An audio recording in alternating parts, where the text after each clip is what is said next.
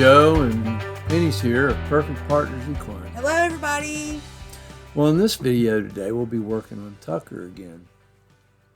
And as we kind of begin to start walking in, my goal is to, well, help him learn how to learn. And of course, as with any session, you don't know where you're going to start or what things you're going to have to work on in any given session. You have a plan. My plan is to make a connection. My plan is to help him understand clear, concise communication, how to learn how to handle pressure and follow my intent, follow my lead. But as with anything, I've got to start with figuring out if he's afraid of any of my tools. But the main goal here is the connection. As you can see, he's looking off. He looks off left. He looks off right. And I have to give him an opportunity to see what his thoughts and feelings are. What does he feel like he needs to do? So I'm going to start out with putting a lot of pressure on the ground with the stick and string and seeing how he responds, because he can't be afraid of the pressure or the stick and string. So I need to help him figure out that he's got a role to play here. His role is to not overreact. Don't think that I'm here to hurt you. Stand still and wait and relax. So I have to understand where he is. Now, when a horse raises their head like that, usually it's because they're not moving their feet. And you see, he's choosing to be awful close to me, but he's still looking away. He's not making a connection. Now, I want to teach him here, when he lowers his head, he can control me and the speed and the amount of energy I put into the stick and string spanking the ground. So when he lowers his head, that's when I either slow down or stop, so that he learns that he has a role to play and he has a little bit of a say in this and he can control me. And then the best thing to do is to stop and relax and wait.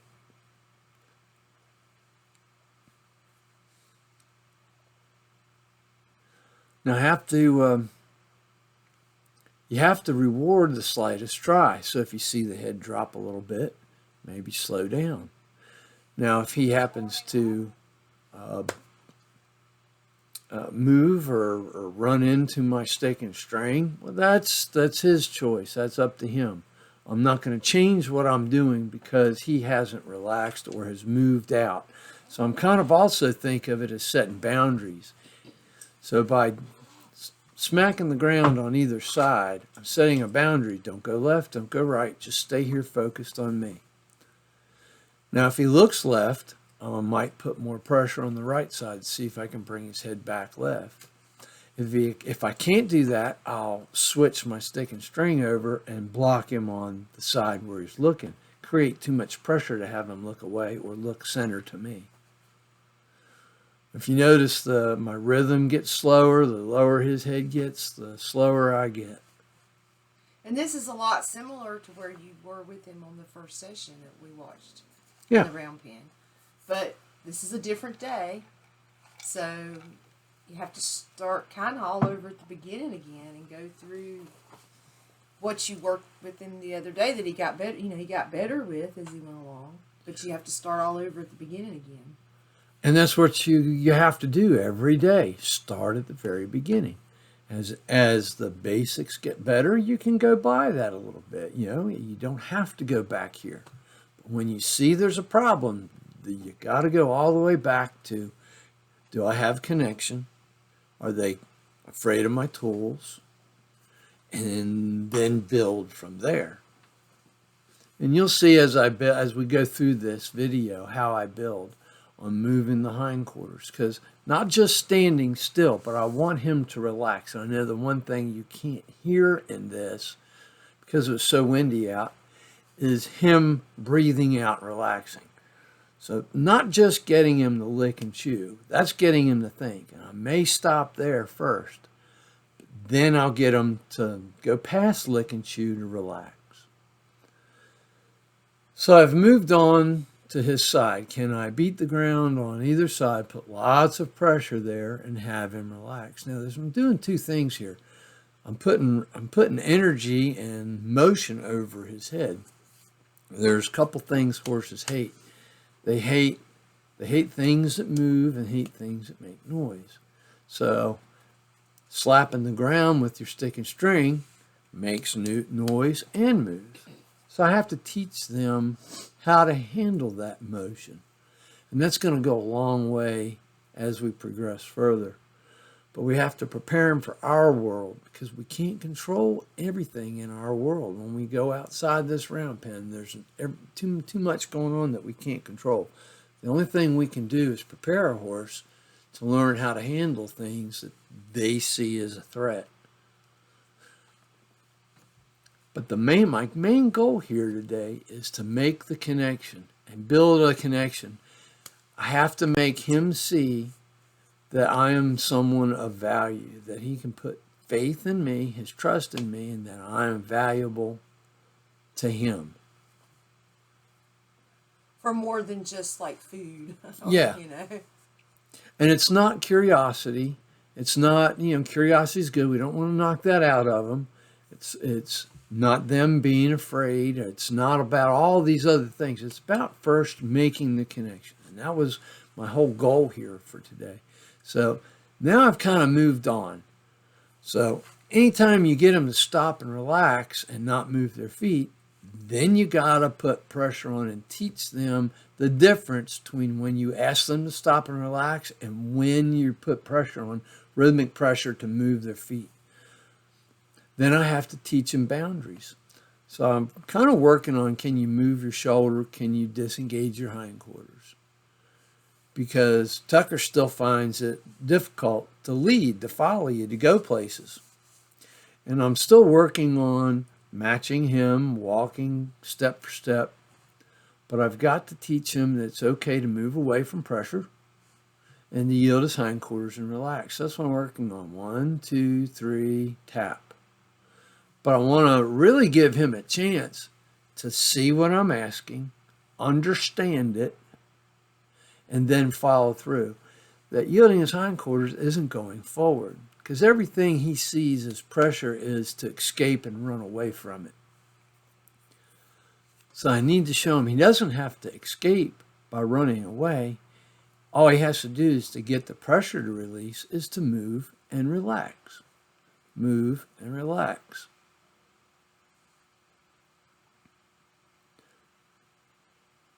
Now I'm giving him clear direction. Can you move? And reality is, all I want him to do is look to my left. He doesn't have to move his feet. Just look to his left. But you see, so I'm still trying to work on the rhythmic energy. Can you move away from this pressure and not take offense to it, not be afraid of it? And for him to understand, all he has to do is move his shoulder over, move his hip over. So when he goes too far, I have to add more in. So this is all about kind of blending some things in, using what I need to use to get him to understand. See, there he actually just moved his shoulder over and waited. And waited. One step at a time. That's all I'm asking for. And not to push into me, not to lean into me, but to step away. Because see, Tucker he's 8, so he's a full-grown man, but he's only been to 2nd grade, so he doesn't understand. So we gotta teach this full-grown man how to be in our world.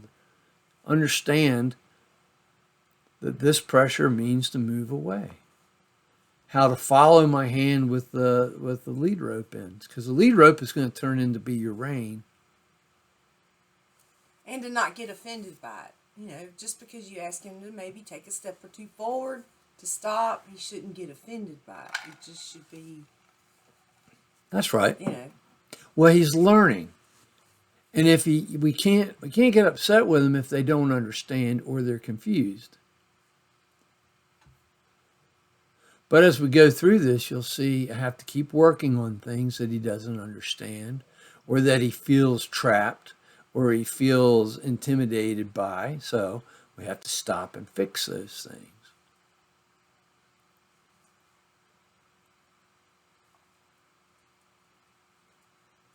So you see, he's kind of going sideways. I haven't asked for that, but he's offered it to me. It's more of an escape. He's moving away from pressure, and that's okay. And he's also kind of asking questions too, maybe kind of, is it this? Is it that? Should I do this? But every time he looks away from me, I work at bringing his focus and attention back to me, because that's my main goal here is, can you pay attention to me and follow what I'm asking and not look outside, not look to escape? You're safe here. And let's go. And see, I'm walking along trying to match his footsteps. See, now he stops, so I stop. So I'm asking him to go along with me. We did this the other day. So we're just kind of touching base here. Can we do this? Show him that I'm willing to follow him and to go with him.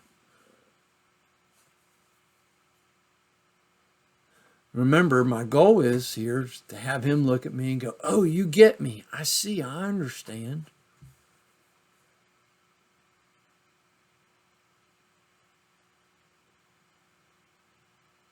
Now, I didn't go, but he decided to move. So I had to say, no, wait on me. Now we'll go together. So there's being particular and there's being critical. I need to be particular without being critical.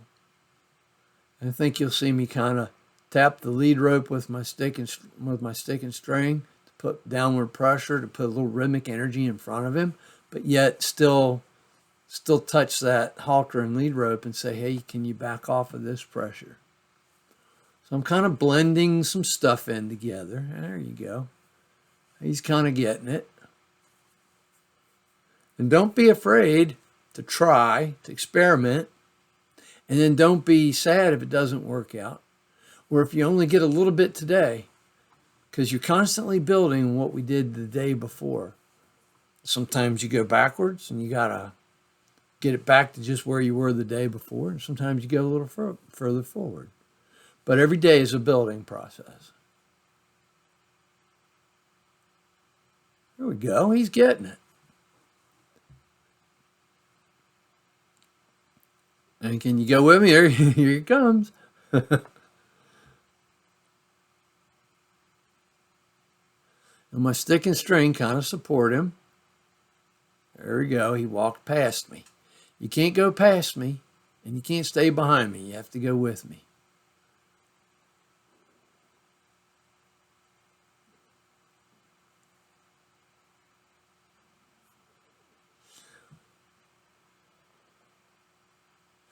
So I was working on getting him to move his front feet away and his neck and shoulder away from me, follow the lead rope.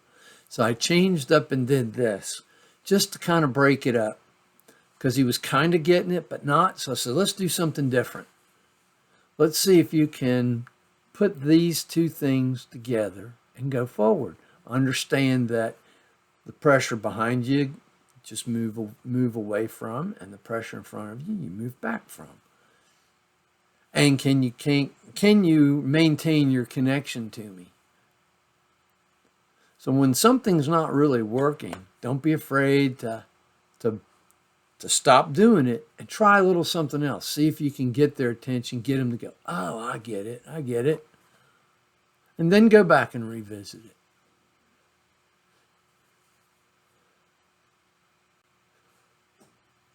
And I'm always also trying to switch eyes, switches from his left side to his right side. Whatever I do on the one side, I want to do to the other. Because as humans, we get to kind of in the habit of always being on their left side. So that's something that I'm always having to work on, is getting on the other side. That's the way we were taught, but they need to see us from both sides.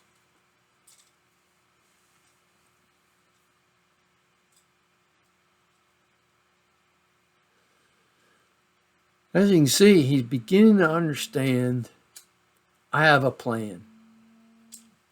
And my plan includes him. And there's purpose behind what I'm doing. But you can't walk past me, which is interesting. See, the different eyes On his right side, he doesn't walk past me, but on his left side, he feels like he needs to walk past me, or he's isn't respectful of my boundaries that I'm setting for him. And you have to think of it as boundaries. You're setting boundaries for him. You can't walk past here. You can't do this. Stay in this area and everything will be fine. But you have to be particular. You have to be consistent. And you have to be um,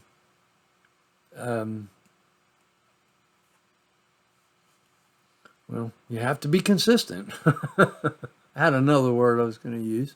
Disciplined. You have to be disciplined in what you're doing, that you do the same thing all the time. And I hear people hear me say, you can't lie to your horse. So if I let him walk past me after I've set this boundary of don't walk past me while I'm in your left eye, and then the next time he walks past me and I say no, well then I've lied to him. Just you can never do that to him, because then you'll never have a horse that ever really trusts you. So if I allow him to do it once, I need to allow him to do it all the time.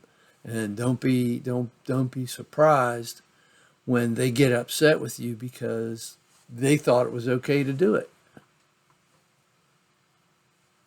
It's up to us to be disciplined. Okay, so now I've kind of gone back to, can you move your shoulder over again? Because I don't want him encroaching on me, because that's his level of maturity. He feels like he needs to be too close. Usually a horse, and it doesn't have to do with their age. It has to do with their level of training and maturity, and how they feel confident in the human horse relationship. So when they're unconfident, they feel safer closer, but they need to feel safer a little further away. I'm going to go back to, how do you feel about me beating the ground? He's doing pretty good. Then I'm going to start throwing the string up over his head and neck and his shoulders.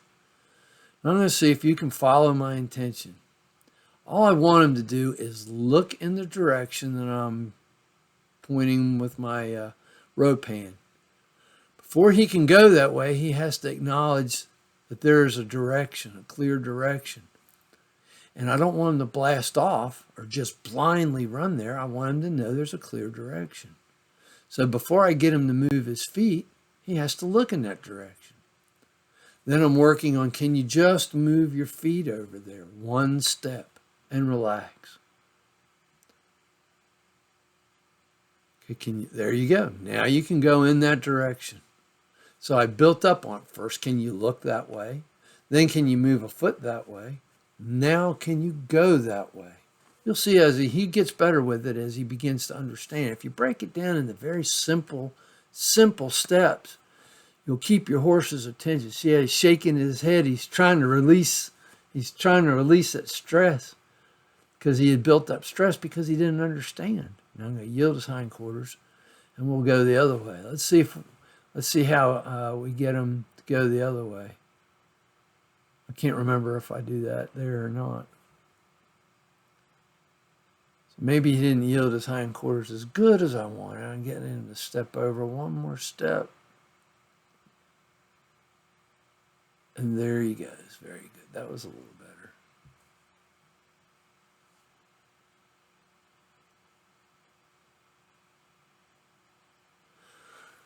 So yielding his hindquarters and stepping over quietly, calmly, and confidently is hard for him. He still hasn't given up his driver's license.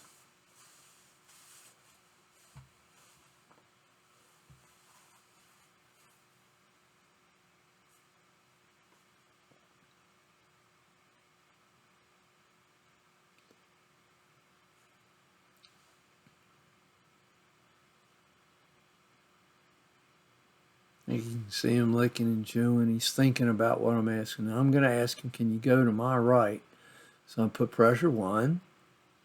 He looked that way. I know you can't really see it, but if you zoom in on it, you might be able to see it. That's all he's got to do is look in the direction. Now I've got him thinking in that direction. Now I can begin to guide his feet.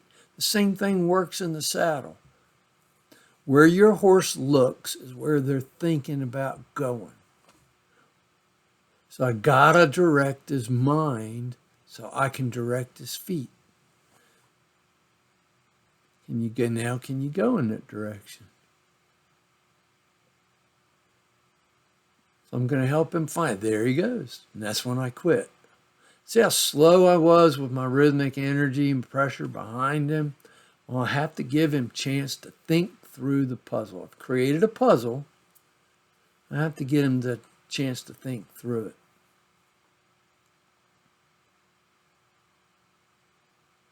That was really nice. Yield the hindquarters out of his right eye, but then see how he wants to turn to his left eye to me. That's okay. We'll get that figured out. Here we go. Can you move in the direction to my right? You take that nice little step. There you go. Oh, you don't have to keep going. Don't put too much energy in. And move your shoulder over. There you go. But the change that he's made, we haven't done circle, circle, circle, run, run, run, yield the hindquarter. We haven't done a lot of that. We're just working on teaching him to think. Can you follow my feel? Give him a chance to think it through. Because, see, he's learning all this from scratch. He doesn't know. I say he's a grown adult with a 3rd grade education. So we're gonna take him on up into and get him out of elementary school into middle school here. There we go. And he's making good progress. And don't be afraid to go back and revisit the absolute fundamentals, because everything is about the fundamentals. Because the things that they have good, you'll zoom forward. The things that they need help, stop, fix it, help them. Even our older horses, we have to go back and revisit fundamentals. So here I've dropped I'm checking. I've dropped the lead rope. So I'm going to go around. I'm keeping my left hand on him to maintain contact and spank the ground all around him. I want to see what his reaction is without me standing there.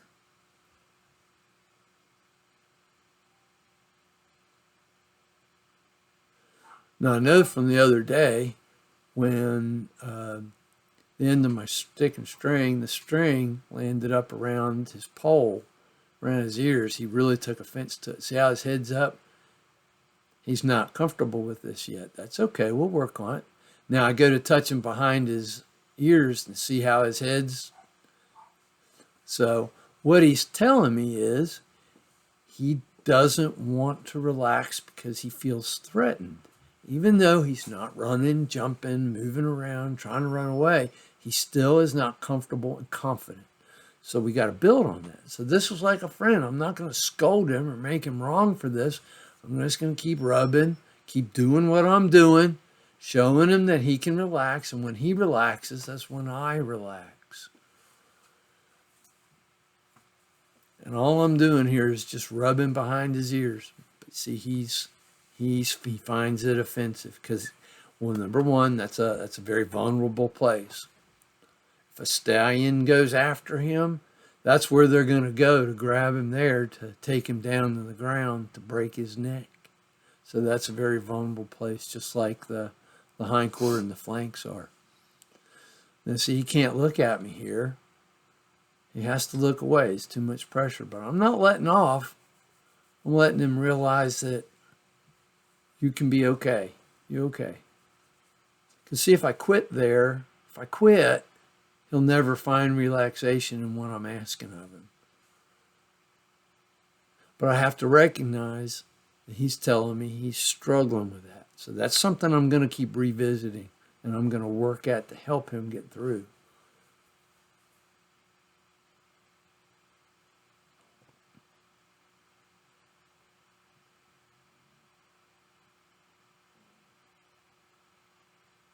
Now, when they lower their head below their pole, they release endorphins automatically. They can't help it.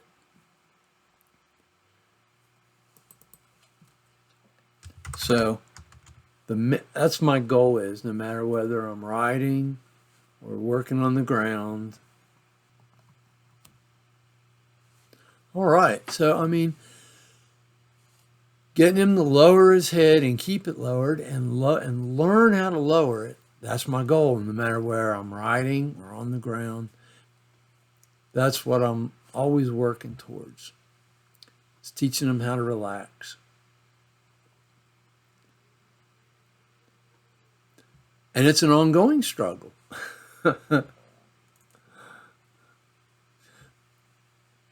So don't be afraid, but always be checking. Always be checking. Because when their head goes down, that's when they can lift their back. When their head goes up, their back gets hollow. There we go. Rub, rub, rub, rub, rub, rub. When the head goes up, don't get your head over top of theirs. Or if they move their head away from you, don't get too close to them. Because if they happen to bring it back or lift it up fast, you make contact. But this has to be fixed. He has to get beyond this. And the only way to really do that is with a lot of love, a lot of time, a lot of patience, a lot of rubbing, a lot of care and understanding, because he's not doing it to be mean. There's no meanness in this horse. He's doing it out of fear. Fear of losing control or fear of being put in a position that he doesn't understand. So that's okay. So I've got that. So now I'm going to go ahead and check his feet. And he's still ground tied. So I'm always working on teaching my horse to ground tie. So I'm just kind of checking it out here. So I want them to hurry up and wait. Be comfortable. Don't worry. I'm right here. I'll be back. I'm not spending a lot of time picking up his feet. I just want to take a moment because he hasn't had a whole lot done with his feet. So I'm just addressing this real quick.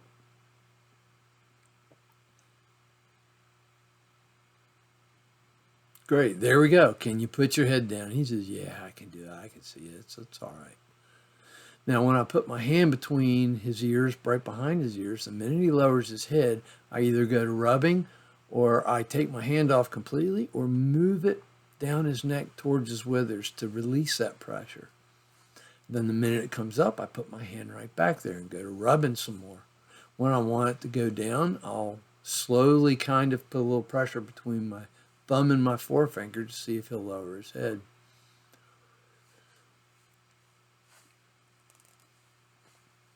So now we're just kind of gonna go over and revisit everything. Kind of start from the beginning. Can you back away from pressure? Because we got the shoulders, we've got the hips, we've got the following along. Now, can you back away from pressure?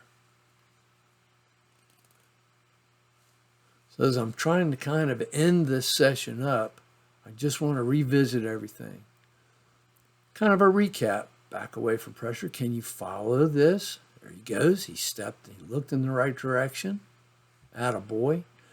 Now I'm going to start over again. Can you go to my left? Take a step. Attaboy. Now can you go in that direction? I'm going to go the other way. Remember, we got a little rhythmic pressure. Hey, he looked, he took a step, great. But he's not running off. He's getting the idea. I hope you can see that he's actually thinking his way through the puzzles. I'm creating little puzzles for him to think his way through. He has to learn what the stick and string mean. He has to learn what rhythmic pressure is. He has to learn to follow a direction, follow a feel. And I think that about wraps up this video. So we'll do some more. We're going to do more with Tucker, more to come. Be sure y'all watch and follow along. If you've missed the ones before, come back and catch up with the previous ones. And we look forward to seeing you again soon. Thanks so much, you guys.